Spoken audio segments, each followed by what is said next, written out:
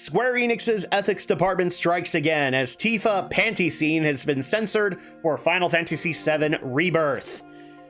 Oh boy, here we go again. Greetings once again, my friends, and welcome back to the GNRO Minicast. I'm your host, Adam Mickelson, aka Drak. I hope everybody's having an awesome day or night when you're listening to this, and we're going back into the Final Fantasy VII rabbit hole as Square Enix has decided to take yet another lighthearted scene and decided to change it and or censor it.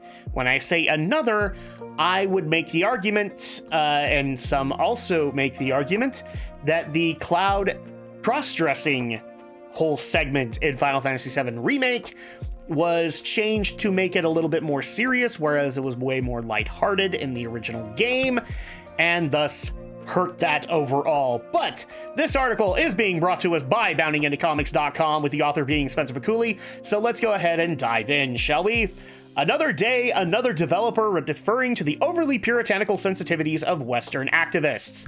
This time, as it has been confirmed that in a disappointing deviation from the game's original release, the upcoming Final Fantasy VII Rebirth has cut to not feature, wow, that needs to be redone, the comedic scene wherein Cloud takes a specific souvenir from Tifa's underwear drawer, which it does actually show the screenshot of received orthopedic underwear. For those who don't know what's happening here, in the PS1 version, you go into a flashback of Nibelheim to kind of establish Sephiroth as the villain. And one of the things that you can do is you can explore the house. In fact, you could actually go to Cloud's house and meet Cloud's mom, who strangely enough is basically a copy paste of the cross-dressed model, and have a conversation with her. And since they were technically next door neighbors, you can go to Tifa's house. And every time that you do anything in Tifa's house, like go in, she'll be like, "Cloud, did you go to my house?" And he's like, "Well, I was looking to see if you were home." And then you could eventually go up to Tifa's room. And she's like, "Did you go into my room?" "Well, I wanted to see if you were there." And it turns out there's also a piano in her room, and it actually goes into play for Tifa's final limit break. I believe you have to play it in this flashback, as well as when you come across it later, and then you are able to get Tifa's final limit break. But then you could also go into her closet, or her armoire, I guess is the better way to put it, and you can grab orthopedic underwear, which I always thought might have been just like a sports bra or something like that. But and she does actually get mad, but it's like, what? I don't know. As seen in the PS1 version of the fan favorite RPG, the scene in question plays out as part of Cloud's flashback to his very first trip back to his hometown of Nibelheim following his enlistment in Shinra's soldier organization. Therein, he recalls to the group that at one point during his visit, he made a stop over to the home of his childhood friend and current party member, Tifa, only to discover that she was not currently available. And yeah, so taken aback by this reveal of Cloud's surprise, but ultimately unproductive attempt to see her, Tifa then begins to press Cloud on just what he got up to in her absence, to which, based on player choice, and all of this is choice, guys, he can admit to having not just spent time alone in her house, but also to rummaging around her belongings. This includes her wardrobe, which upon interaction by the player bestows upon them a pair of orthopedic underwear, the implication being that the blonde-haired protagonist had chosen to secretly steal her undergarments, which, it's a lighthearted moment, and it's not meant to be taken in any kind of serious whatsoever. Especially when you get later on in the game, and people might be wondering, like, if it's a flashback, why do you have that much choice? Well, it kind of gets referred to later on. And I don't want to spoil that because obviously Rebirth does not go that far into the story. In response to this admission, Tifa chastises the hero, belting "Cloud" at the top of her lungs. From there, the player can choose to reply with one of three options: "It's true," "Just kidding," or "Don't get mad," which a lot of people I noticed have done either "It's true" or "Don't get mad." So at that point, all of which draw the same urging from Tifa: Cloud, we're talking about something really important here, which basically moves us right back into the plot of the flashback. And unfortunately for fans, this moment has been censored in the upcoming Rebirth. Per the game's recently released demo following his inspection of the wardrobe, rather than risk a gift, Cloud is instead met with a question from Tifa: "You went through my stuff?" Should the player answer in the affirmative, the flashback Cloud will peek his head inside the wardrobe, while his present-day self positively answers, I know I shouldn't have. No, you've already wrecked it. In turn, Tifa chastises Cloud before being joined by Aerith. No, I'm not saying Aerith. For a duet of you a-hole. Oh, come on.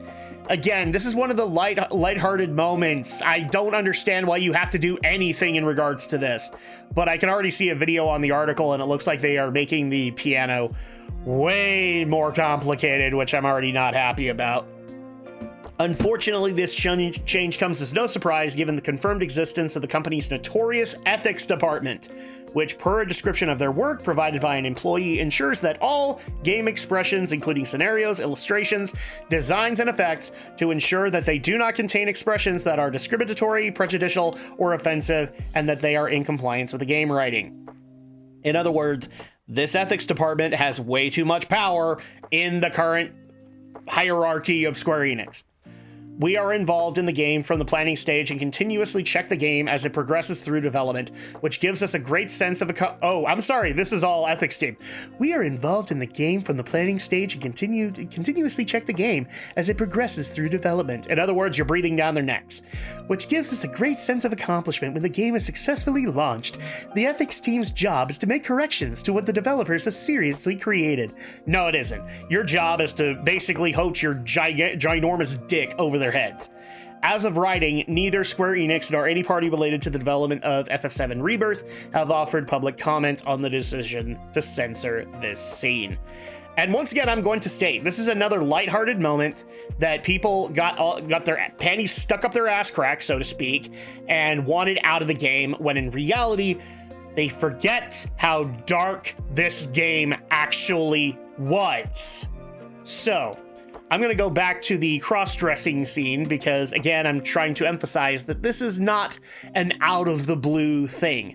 They changed that portion of the game, which was very lighthearted, but hinted at some things, and instead didn't hint at those things at all, and instead decided to be a ginormous pride parade and make it as serious as they possibly could.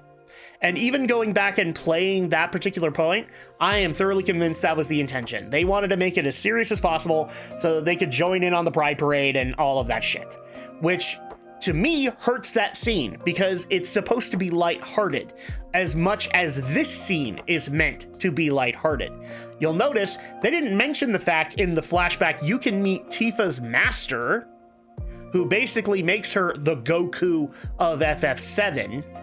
They didn't mention that you can go and visit your mom. They only mentioned the one that offended them. And the reality of the matter is, it shouldn't have offended them. Why? Because frankly, for those who have played FF7, it didn't exist.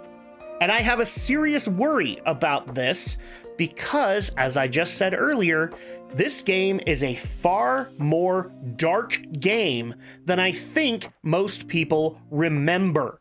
So what's going to happen when they censor the more lighthearted moments of the game as opposed to the straight up dark moments of the game?